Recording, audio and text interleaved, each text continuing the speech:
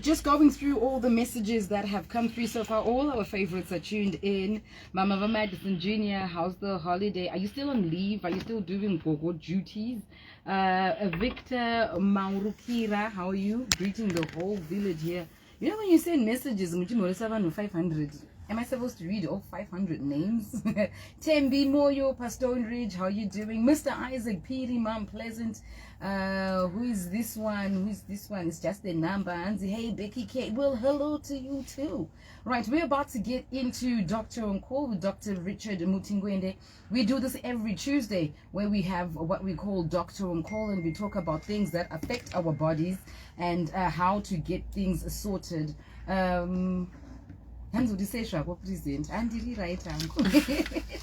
My Matipa, how you doing? So Dr. Richard is a holistic doctor.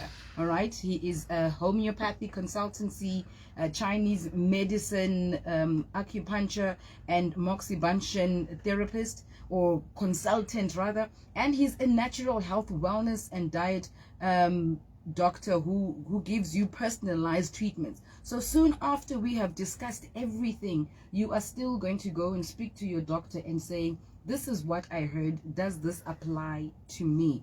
Today we are talking about things to do with excessive stomach acids, right? So excessive stomach acid can be caused by various factors, including diet, lifestyle, and underlying medical conditions. Here are some possible reasons why people may be experiencing stomach acid issues. Before I get into the reasons, if you are listening right now and you can feel something is happening with your stomach or has been happening with your stomach, we are waiting to hear from you. You are the person that we're doing this program for. We want to know what is happening, and probably by the time we're done, Dr. Richard would have assisted you.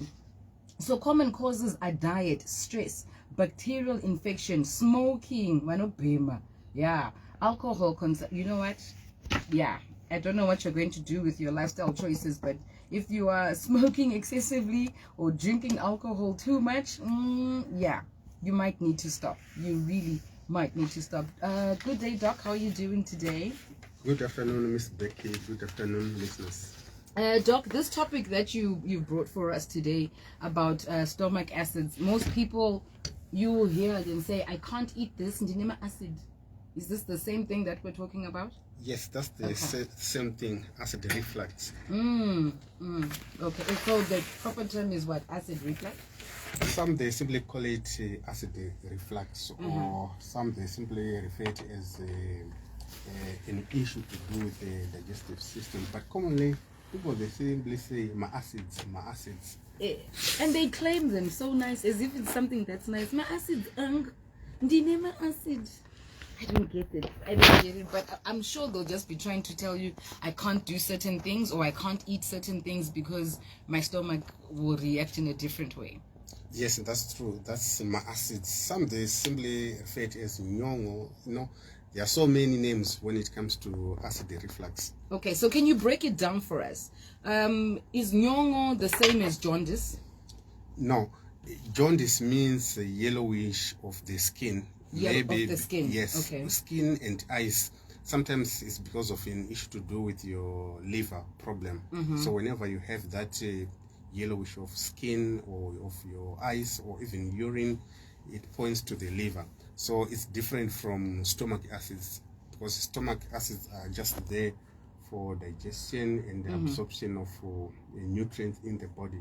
But sometimes you might have this condition that we call acid reflux, whereby the stomach contents comes back to the throat, to the mouth, then you have that sour taste. Yeah. Yes. And that's what they'll term as nyongo. Nyongo or right. My acids. Or my acids. Yes. Okay. So with someone who is just like, oh, Doc, you're describing something I went through a few days ago, or asked, Doc, this is the story of my life. Is there hope for them in getting treatment? Yes, there is hope, because when we talk of acid reflux, it's not a real disease. It's something to do with our eating habits, our lifestyle habits. So it's something that you can actually control.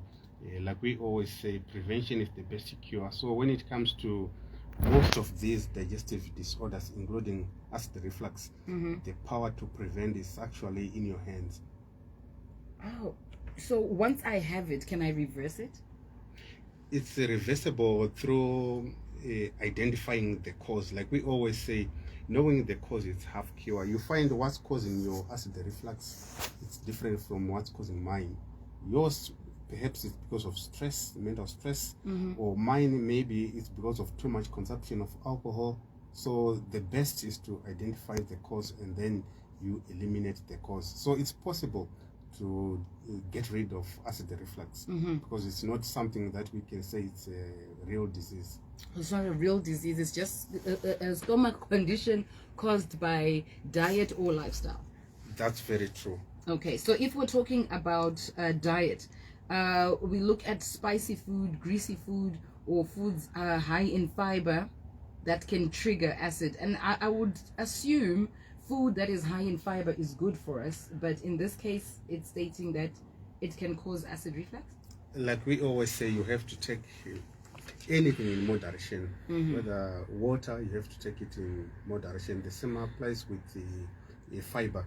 So you find when it comes to acid reflux, there are what we call triggers. I know many people with the acid reflux right now, they have something like a food diary. They know if I take tomatoes, if I take chocolates or spice foods, or if I take dairy products, carbonated beverages, the commercial beverages, they have flare-ups of stomach acids or acid reflux. So it's more important now to identify and then to list the triggers.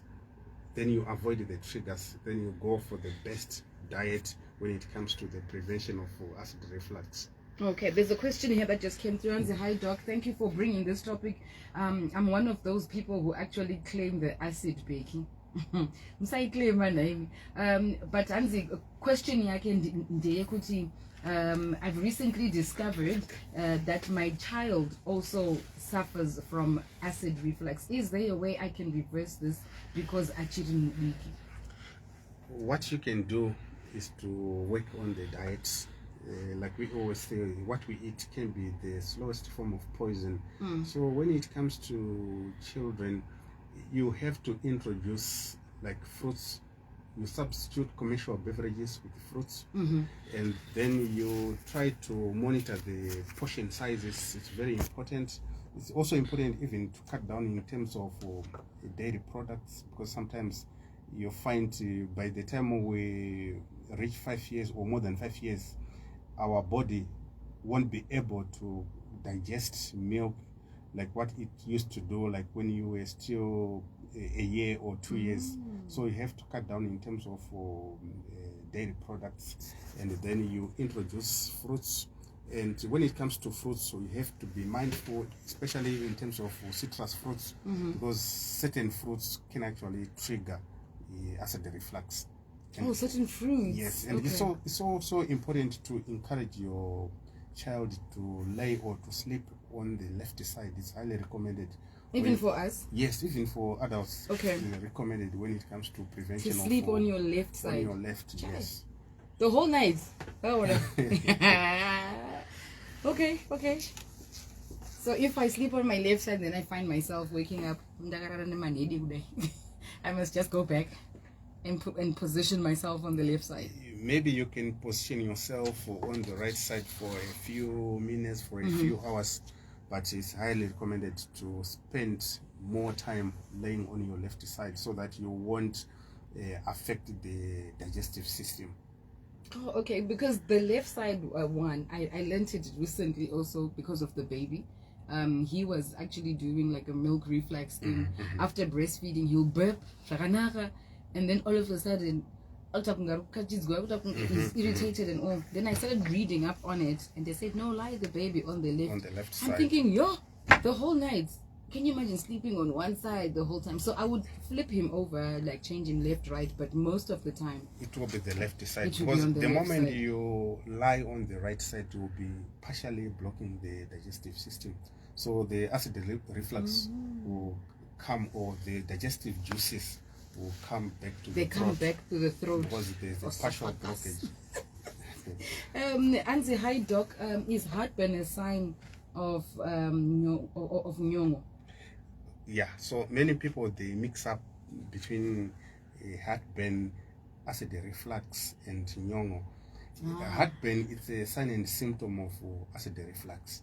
It's a sign. Yes, it's actually a sign and symptom of acid reflux, whereby you have that sort of pain on the center of the chest. The pain sometimes it's it causes discomfort because of acid reflux. So acid reflux and nyongo is slightly different, and then acid reflux is actually a cause of heartburn. So many people, they interchange, like they say I have got heartburn, whereby they are trying to say I have acid reflux, and sometimes they simply say I have nyongo, while they are trying to refer to heartburn or acid reflux. Okay, so heartburn does not really mean acid reflux. It's just a sign. It's just a sign of acid reflux. Okay. Of which there are so many digestive disorders that will result in heartburn. Okay, so besides heartburn being a sign of acid reflux, is there anything else that we should be looking out for that our bodies might be trying to tell us? Maybe headaches, back pain, or something. You're like, let me look into this. This is now getting out of hand. It's happening perpetually. I need to figure it out. I need to sort out my body. What are the other signs that we might look into to try and figure out if we have the acid reflux or not? If you have acid reflux, you have that regurgitation whereby the stomach contents comes back to the throat, especially at night. Yeah, so that's a sign and symptom. And sometimes you feel nausea.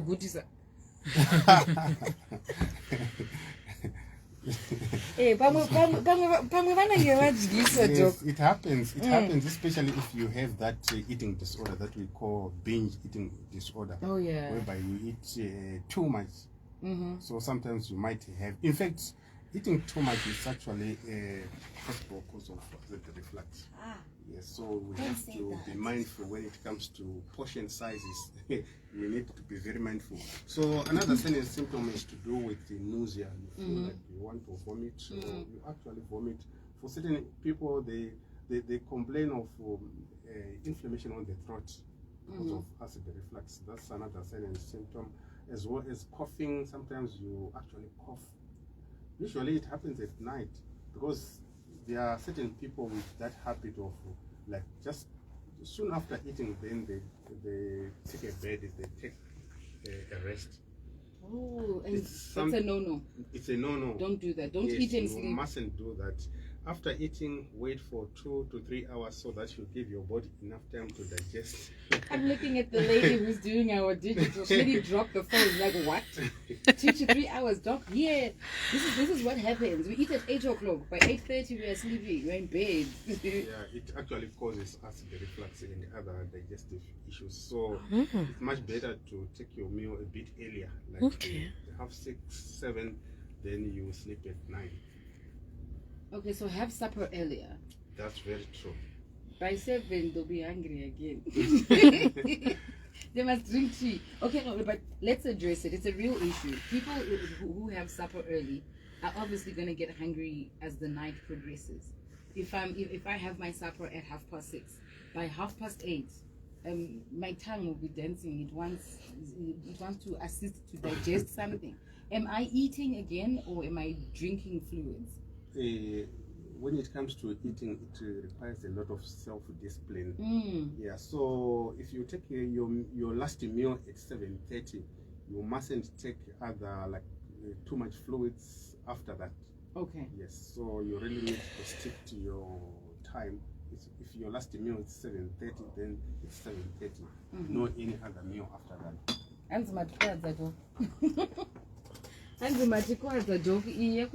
After the time. So what food should we be eating to sustain us through the night?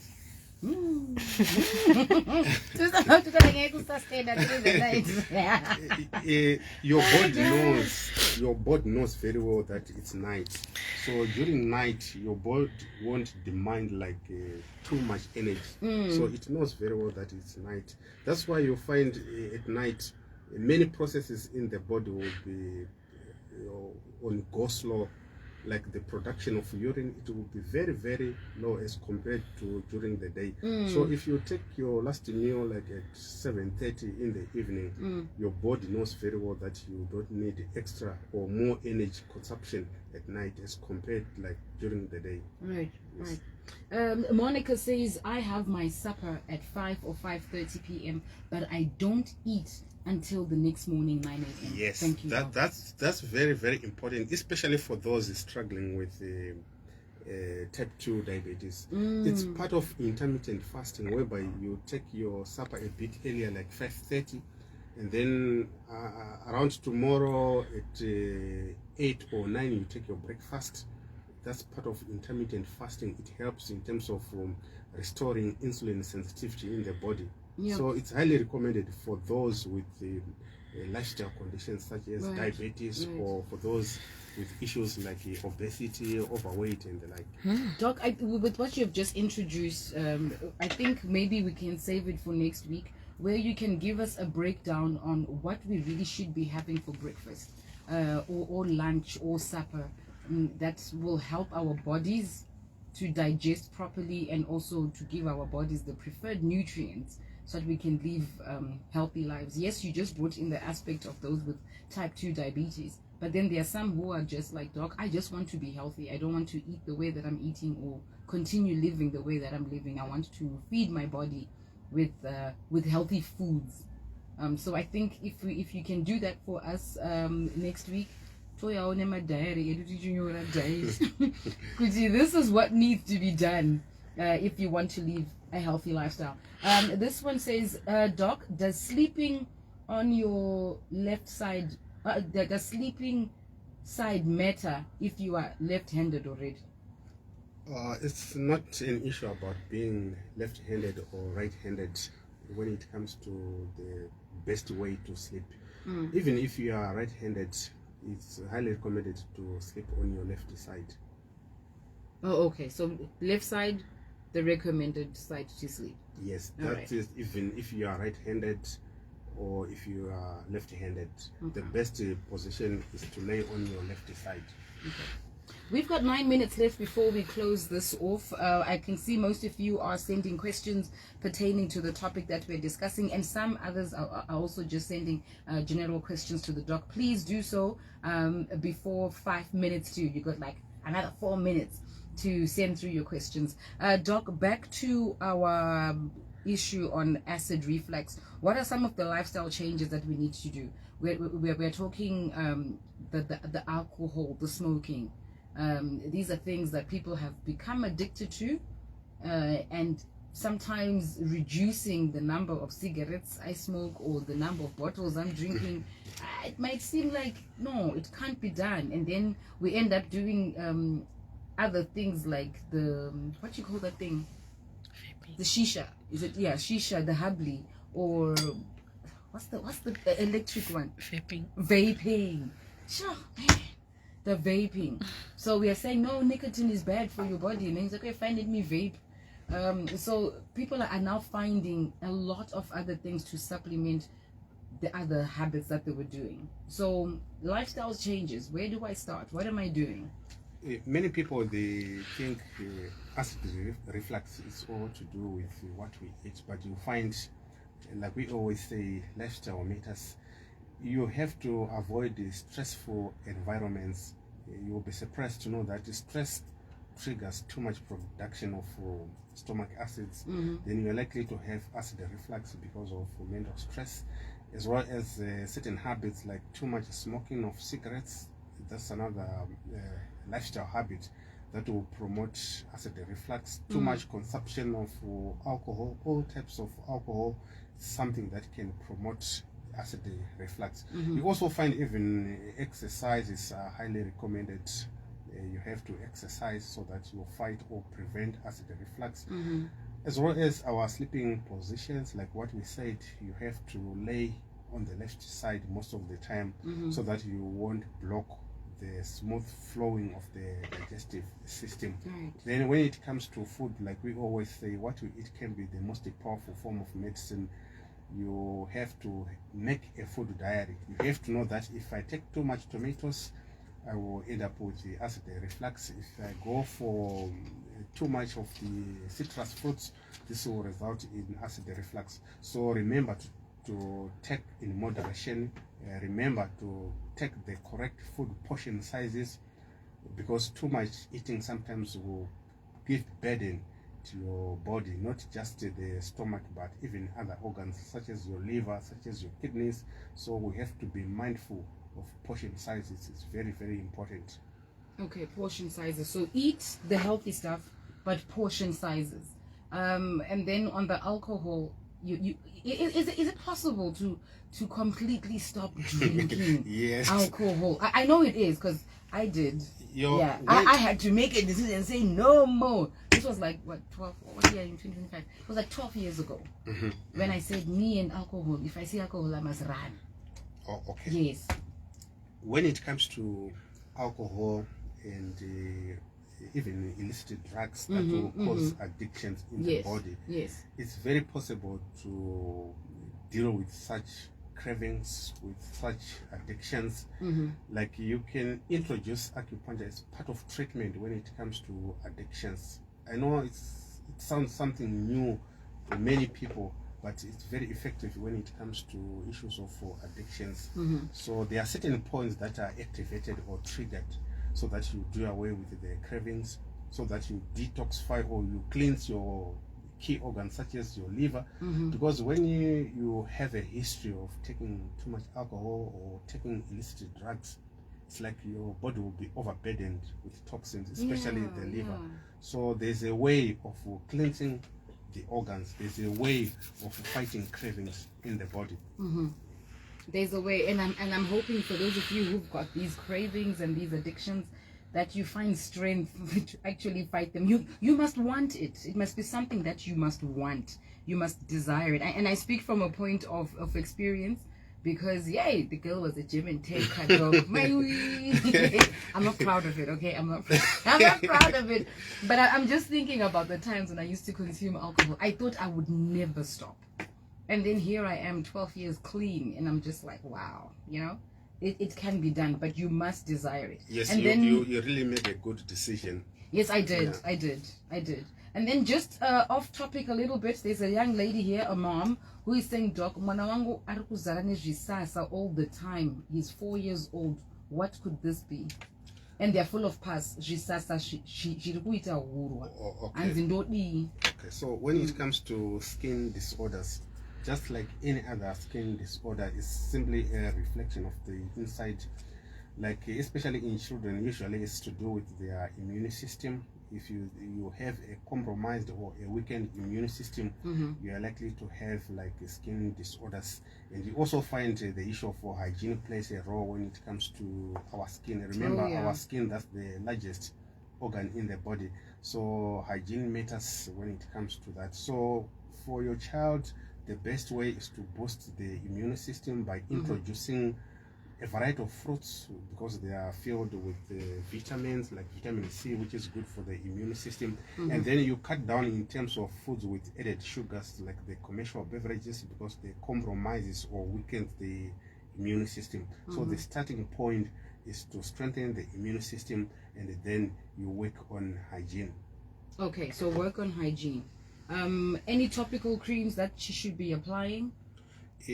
Whatever you apply on the skin will simply mask or suppress the symptom. Like I said, it's actually a reflection of the inside. Of so the what inside. you want to address is the inside. So you can apply all the creams, but if inside hasn't been sorted, if the immune system is weakened, then it won't help. If there's no hygiene, then it won't help. So you have to address from the root cause. All right. This one says, Doc, I understand the whole idea of sleeping on your left side, but if I sleep on my left side for just 2 minutes, that whole left side, what could the effect be? Or the cause, sorry, what could the cause be? Yeah, so there are exceptions for certain individuals. When they sleep on their left side, sometimes they have a discomfort. When it comes to numbness, usually it's pointing to poor blood circulation. Ah. And sometimes it's because of deficiencies in vitamins, especially B vitamins. So it's highly recommended to exercise even before taking a rest, before sleep. Try to exercise to improve blood circulation in the body, so that you won't experience numbness or chilling. All right, and now the questions are now just flooding in. So I'm just going to group some of them because some are asking the same thing. Okay, so connection between consistent acid reflux and anemia. Is there a connection? Yes, there's a very strong connection. Stomach acids are responsible for absorption of iron in the body. So if you have issues to do with imbalance in terms of your stomach acids, then your body won't be able to absorb iron from plants, especially plant-based foods. Okay. Then as a result, you'll be said to have anemia. Not because you're not taking the correct diet, but because your body is unable to absorb iron. Okay. Bacteria and gastritis?